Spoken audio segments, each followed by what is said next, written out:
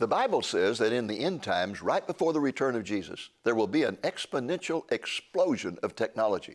Are we living in that time? For an insightful and fascinating presentation, stay tuned. Lamb and Lion Ministries presents Christ in Prophecy, a program that focuses on the fundamentals of Bible prophecy, showing how current events in the news relate to biblical predictions of end-time events and the soon return of Jesus. Now, here's your host, Dr. David Reagan. Greetings in the name of Jesus, our blessed hope, and welcome to Christ in Prophecy. I'm delighted to have in the studio with me today my designated successor, Colonel Tim Moore. Glad to have you, Tim. Thank you, Dave. Glad to be here. And of course, also I have my colleague Nathan Jones here, who is our internet evangelist, and he's the co-host of this program. And we're going to focus on Nathan today about a new video that he and his assistant, Stephen Stufflebean, have produced. And I tell you, folks, it is something else. It sure is. As a matter of fact, Nathan, I'd like to know what signs of the times you have focused on in this particular video and why. Okay, well, we'll really get into it once we roll the video, but let's go back to Daniel 12:4. This is the foundational verse. But you, Daniel, this is the angel talking to Daniel, shut up the words and seal the book until the time of the end.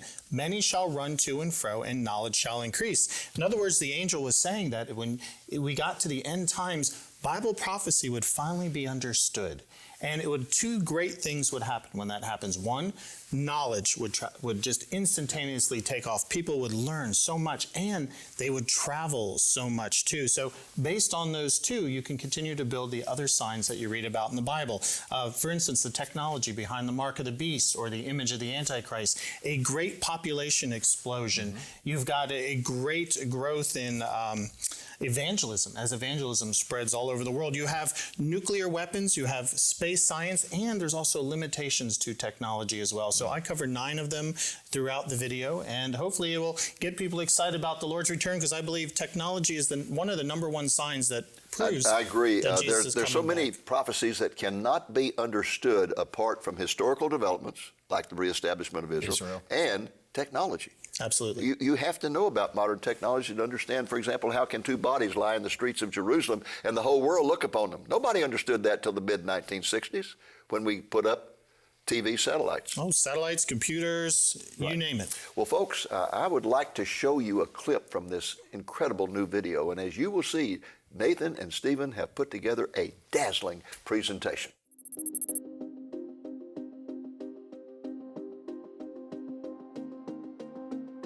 Let's at last take a look at where the technological exponential curve is leading us.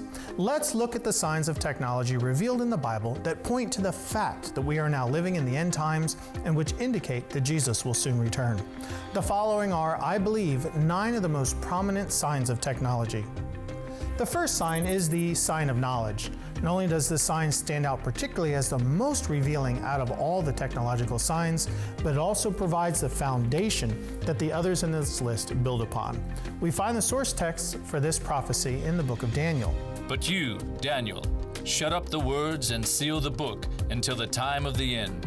Many shall run to and fro, and knowledge shall increase. Daniel had been listening across many chapters to an angel pronouncing a mind-blowing message from God. Through the angel, God revealed the rise and the fall of empires, leading eventually to a global empire led by a world ruler whom the Apostle John would later call the Antichrist. Of course, all these great empires were still future from Daniel's perspective, so he was quite perplexed over all he was hearing. Rubbing his forehead in confusion, he asked the angel for an explanation. To his dismay, no luck. The angel basically told Daniel that he could never understand these prophecies because too much needed to happen first. This would include a great increase in mankind's knowledge, which would mark the time of the end, or end times. Only those living in the end times and who were wise would at last understand these prophecies and recognize that the exponential increase in knowledge heralded the soon return of the Messiah. Have you ever considered that just 100 years ago, all that most people learned throughout their entire lifetime equal to one Sunday edition of the New York Times? Our ability today to practically consume that same amount of data on a daily basis shows just how far mankind's knowledge has increased in so short an amount of time. What technologies have helped us facilitate the advent of this massive explosion in the growth of knowledge? You probably answered computers, and you'd be absolutely correct. Not only has the exponential curve in all areas of computer technology increased our knowledge to stupendous levels, but computers have aided in all the major scientific discoveries of our day. We don't need to cram all of those facts into our brains anymore either, for the ability to easily store and access data means we can continue to learn like we've never learned before in all of human history. Today's exponential increase in knowledge points to the fact that Jesus Christ is returning soon.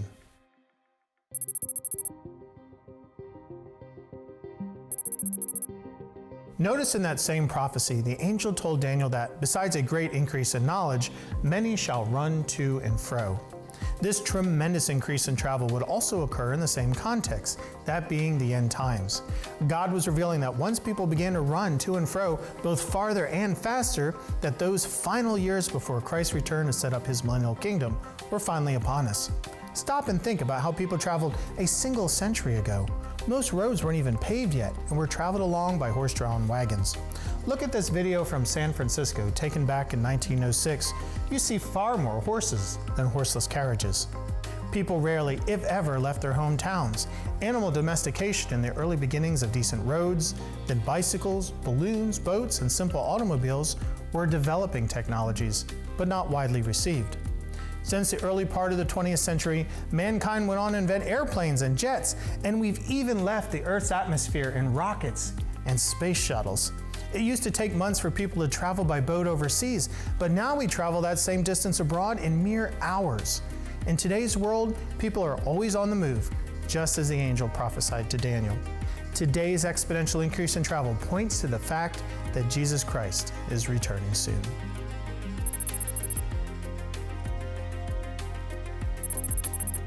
The third sign involves those technologies who will make the mark of the beast the terror of the world. The book of Revelation forewarns, He also forced everyone to receive a mark on his right hand or his forehead, so that no one could buy or sell except he had the mark. Let me provide you with a little context here concerning the mark of the beast. A 7-year tribulation time period is coming when God will be pouring out his wrath upon the world, just as he did during the days of the flood. Revelation reveals that at the midpoint of the tribulation, the Antichrist and his false prophet will set up a system of commerce whereby a person cannot buy or sell unless they have sworn allegiance to the Antichrist. They do so by writing his name or the number 666 on their right hand or forehead. What kinds of technologies would be required to control the world's commerce? The Apostle John could visibly read the name and the number etched on the people who had sworn their allegiance to the Antichrist, so some kind of tattooing is certainly involved. Magnetic inks can store a person's financial, personal, and health information, and then digital readers could scan the ink in order to authorize whether that person is allowed to buy or sell. Maybe RFID microchip is also involved, embedded in a rice-sized glass case underneath the readable mark. Global commerce also needs a way to collect all of that countless terabytes of information, and so it would require the constructing of giant data centers in order to store a planetary population full of data. That data would need to move lightning fast, using high-speed internet connectivity, complex e-commerce systems, wireless networks, billion-dollar satellites, and so on. The closest system we have today to the mark of the beast is China's social credit score, which has already been instituted in their more populated cities. The Chinese government has positioned millions of cameras everywhere in order to spy on their citizens. Computer algorithms then rate the citizens' allegiance to the government, granting benefits to those who are more loyal and restrictions on those the computer deems as not being patriotic enough. Just imagine that horribly restrictive system instituted on a global scale. All of these e-commerce technologies, which make today's buying and selling so much easier, are actually all coming together so that the Antichrist control all of the world's commerce and thereby control all the people under his rule. A lot of fear surrounds taking the mark of the beast, and rightly so. For those who take it, God says will have lost their hope of becoming saved. But we today should have no fear of accidentally taking the mark, for it will not be instituted until halfway through the tribulation, well after the church has been raptured up to heaven. Therefore, don't sweat chips and barcodes and credit cards. They have nothing to do with the mark of the beast, yet. Today's global e-commerce network points to the fact that Jesus Christ is returning soon.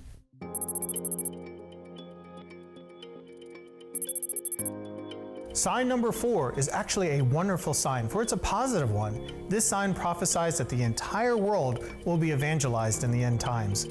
And this gospel of the kingdom will be preached in the whole world as a testimony to all nations, and then the end will come. God wants the church to preach the good news of His salvation to the entire world, and so He's provided us with powerful communication tools for sharing the gospel. Today's exponential curve in communication technology has played a vital role in reaching more of the world for Christ than has ever been reached in the previous 19 centuries.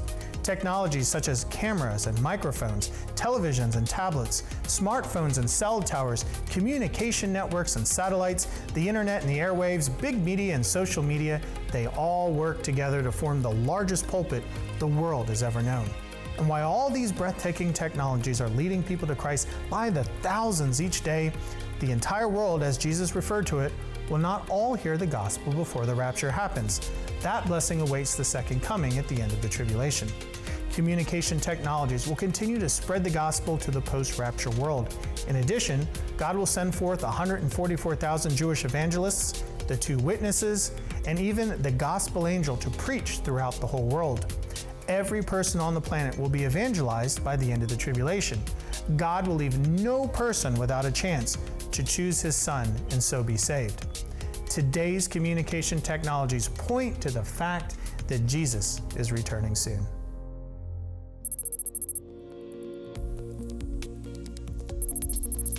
The 5th sign involves the living image of the Antichrist. And he performed great and miraculous signs, even causing fire to come down. He was given power to give breath to the image of the first beast, so that it could speak. Revelation reveals that during the tribulation, the Antichrist will order his false prophet to set up an image of himself in the newly built Jewish temple and order the world to worship him as if he were God. This is the same scenario all over again when the Babylonian king Nebuchadnezzar set up a statue of himself and ordered everybody to worship it. Daniel tells of how Shadrach, Meshach, and Abednego refused and so were thrown into a fiery furnace. This is all going to happen again during the tribulation, but instead of chucking people into ovens, the false prophet will rain down fire and incinerate those people who refuse to worship the Antichrist. How will the false prophet make fire fall down from the sky and consume people? Assuming there's nothing supernatural going on, let's look at the technologies involved in producing pyrotechnics. Maybe John was referring to jets or drones, dropping bombs and other incendiary weapons. And satellite-based weapon systems, such as missiles or laser systems, could simply zap people from high up in orbit. Remember that the Antichrist must use technology because he is a counterfeit. His false prophet will not be a real miracle maker, and so will use today's military technology to destroy people with just the touch of a button. What's so peculiar about the story of this image is that John revealed that it was given life. Nebuchadnezzar's statue didn't get up and walk around and sing and dance and all that. It didn't even move, but the image of the Antichrist will appear to be alive. Assuming there's nothing supernatural involved in making the illusion of a living statue, such as the demonic possession of an object, statues after all still can't move. They lack the proper joints and musculature. What kinds of technology could the false prophet use then to make the image move? John may have been the very first person to watch television. The Antichrist image may appear at regular intervals on a person's TV set or mobile device, and once broadcast, everyone is expected to fall down and worship his image. Or the image may involve robotic and artificial intelligence, AI technologies. How about a fully functional hologram? Japan especially has been hard at work developing both robotic and holographic technologies. Why, for years now, one of Japan's biggest pop stars has been Hatsune Miku, who is a fully interactive hologram that sings in live concerts. With the proper Alexa-like technology, the Antichrist living image, be it robot or hologram, could fully interact with his adoring acolytes. Today's weapons and robotic technologies point to the fact that Jesus Christ is returning soon.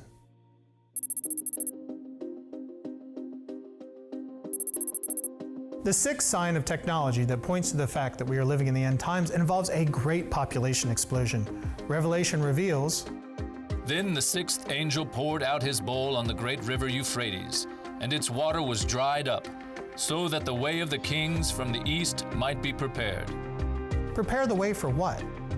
The number of the mounted troops was 200 million. I heard their number. And what happens to this army?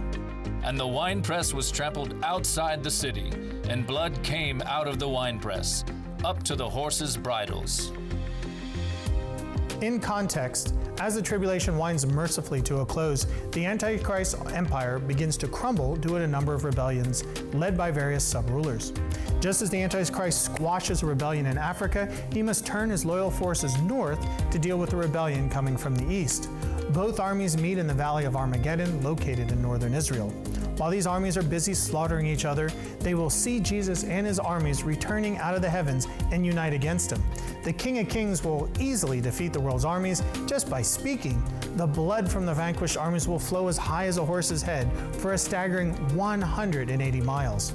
By the end of the tribulation, most of the world's population will have been wiped out, and still these prophesied kings of the east can amass a 200 million man army. This prophecy must have just blown John's mind, for in his first century day, there were only 200 million people living on the whole earth.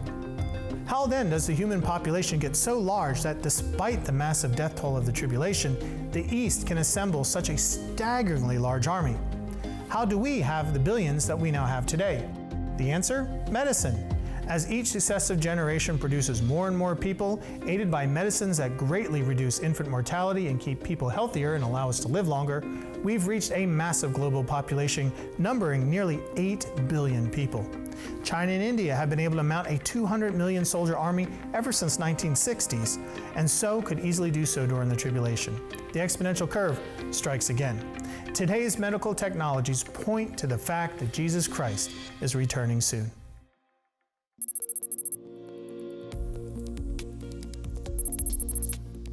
The seventh sign of technology involves the inevitable release of the world's nuclear arsenal. Both the Old and New Testaments describe the destruction of much of the world by a series of nuclear cataclysms. Then behold, at eventide, trouble, and before the morning he is no more. In context, Isaiah and Jeremiah prophesied the destruction of the oldest city on the planet, Damascus, by Israel suddenly and in just one night. How do you destroy an entire city in just one night? Israel will have to use a nuclear bomb. Men's hearts failing them from fear and the expectation of those things which are coming on the earth, for the powers of the heavens will be shaken. In this verse, Jesus prophesied that the horrors unleashed during the tribulation will actually cause heart attacks. The sky receded like a scroll, rolling up, and every mountain and island was removed from its place. Revelation adds that the kings of the earth, the great men, the rich men, the commanders, the mighty men, every slave and every free man hid themselves in the caves and in the rocks of the mountains and said to the mountains and rocks, "Fall on us and hide us from the face of him who sits on the throne and from the wrath of the Lamb. For the great day of his wrath is come, and who is able to stand?" The sixth seal judgment uncannily describes what a nuclear blast looks like and how the people will hide in caves to escape all the destruction and radiation these bombs will rain down upon them. The first angel sounded, and hail and fire followed, mingled with blood, and they were thrown to the earth, and a third of the trees were burned up, and all green grass was burned up. The first trumpet judgment describes yet another cataclysm that sounds very much nuclear in nature. By these three plagues a third of mankind was killed, by the fire and the smoke and the brimstone which came out of their mouths. During the sixth trumpet judgment, demonic creatures will be let loose to incinerate millions with their nuclear fire-like breath. And this shall be the plague with which the Lord will strike all the people who fought against Jerusalem. Their flesh shall dissolve while they stand on their feet. Their eyes shall dissolve in their sockets, and their tongue shall dissolve in their mouths. Zechariah describes what will happen to the Antichrist army upon the Messiah's return. No nukes may be involved, but the weapon of the Messiah's own words will produce the same effect as the setting off of a nuclear bomb. Many of God's judgments during the tribulation sound like a first-century man's attempt to explain a nuclear holocaust. Many believe that the two atomic bombs dropped on Hiroshima and Nagasaki during World War II have been the only atomic weapons released. But no, in the last 70-plus years, over 2,500 nuclear warheads have been set off in testing. 9 countries have stockpiled an estimated 15,000 nuclear weapons, with 1,800 always standing at alert and prepped for immediate launch. The fact that the world hasn't already annihilated itself in a nuclear holocaust proves that God's restraining hand is holding mankind's worst destructive proclivities at bay. But the time will end when God's restraining influence will be taken away along with the church at the rapture. During that first year or so after the tribulation begins, half of the world's population will perish. A nuclear holocaust is indeed about to be unleashed upon the world, and one day soon. The technologies involved in the making of nuclear weapons are among the most complex technologies ever developed. Heavy metal mining and refinement, nuclear containment, nuclear plants, submarines and silos for delivery, missiles for deployment, all these super-duper advanced technologies have been in development for decades. The world sleeps blissfully unaware of the constant threat of nuclear self-annihilation. Today's nuclear technology points to the fact that Jesus Christ is returning soon.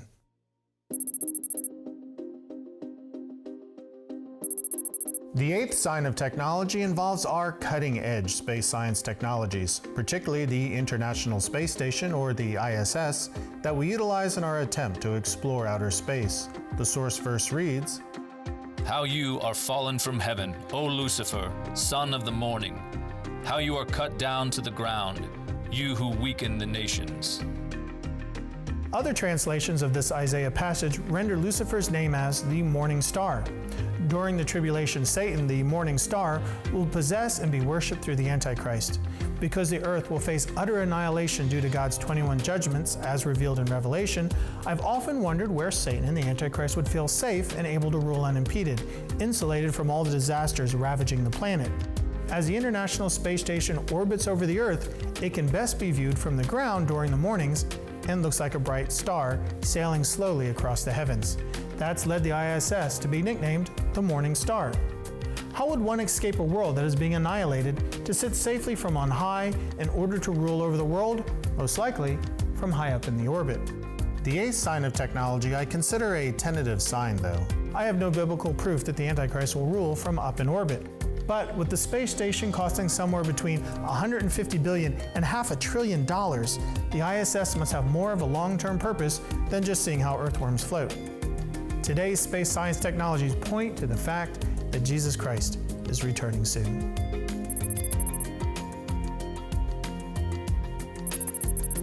The ninth and final sign of technology in this list actually has to do with technology's limitations. Have you ever considered that our technology has limits? It does. For one, supplies of rare earth metals are running dangerously low. Did you know that the computer, tablet, and smartphone that are surely an arm's length away from you are made out of rare earth metals? The metals used to make these advanced technologies, those technologies that we've become so dependent on, can only be found in certain places, and the supplies are quickly dwindling. Nearly 95% of these metals can only be found in hostile countries such as China and Afghanistan. Unless alternatives can be synthesized, our ability to build laptops, cell phones, TVs, you name it, is quickly going to disappear. Once the limited amounts of these rare earth metals run out, so will much of today's technology. Also, are there limits to how far our technology will take us into outer space? It appears, according to the Bible, not very far. The prophet Zechariah prophesied that all the nations of the earth will be gathered against Jerusalem in the last days. All the nations of the earth are gathered against her. Once Jesus returns, he will defeat the armies of the Antichrist gathered around the city of Jerusalem, and once these armies are destroyed, Jesus will then send his angels to collect every single person and gather them together for what's called the sheep-goat judgment. Since all the remnants of the nations will stand before Jesus Christ and be judged, that means there cannot be people living in space stations and lunar colonies and Martian colonies and extra Earth settlements or safely tucked away on spaceship traveling beyond our solar system. The gathering of every human being against Jesus at Armageddon and then in the sheep-goat judgment means that humanity will still be confined to the earth. Our optimistic hope of settling outer space will not be happening, at least in this age, according to these limits set in the Bible.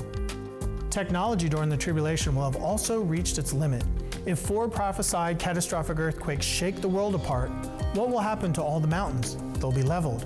What happens to cell towers during earthquakes? They fall over. What happens when solar flares burn the sky? The radiation destroys the satellites and interferes with communications. What happens when the oceans are filled with blood and dead sea creatures clog the waters? Ships can't bring oil and goods to port, and so distribution channels are disrupted.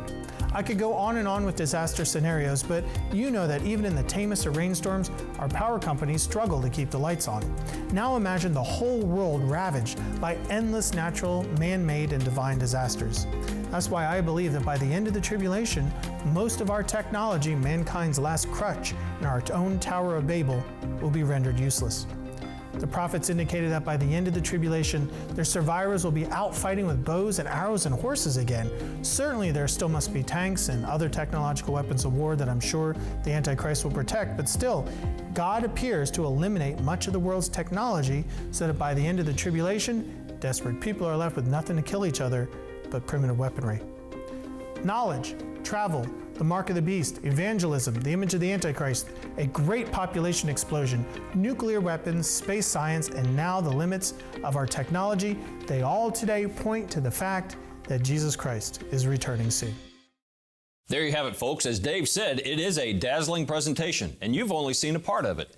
In a moment, our announcer will tell you how you can get a copy of the entire video. But Nathan, I got to tell you, you and Stephen did a wonderful job. Congratulations on a fantastic video. Praise the Lord. I hope it blesses people. Yes, I do. Well, folks, that's our program for this week. I hope it's been a blessing to you, and I hope, the Lord willing, you'll be back with us next week. Until then, this is Dave Reagan speaking for Lamb and Lion Ministries, saying, look up, be watchful, for our redemption is drawing near.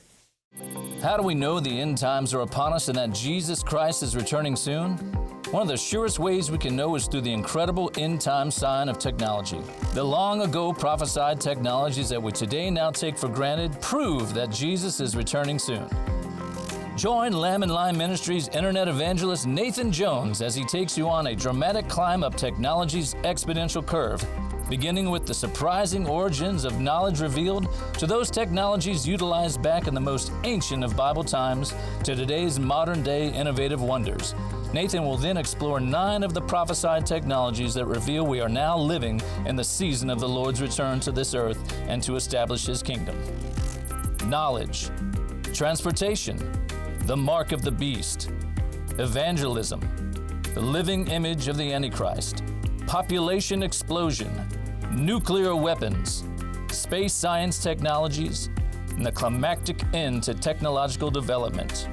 By the conclusion of this informative and entertaining teaching, you will marvel at how ancient prophecies are being fulfilled in our day and how to apply these revelations to your life in these fast-paced times we are now living in. This dynamic 1-hour computer-animated video teaching can be yours for a gift of $20 or more. That includes the cost of shipping. To order your copy on Blu-ray disc or to learn about streaming options, please call or visit our website at lamblion.com. Christ in Prophecy is made possible through the faithful and generous support of viewers like you. Please consider making a donation to Lamb and Lion Ministries so that we can continue broadcasting the message of Jesus' soon return. Thank you, and God bless you.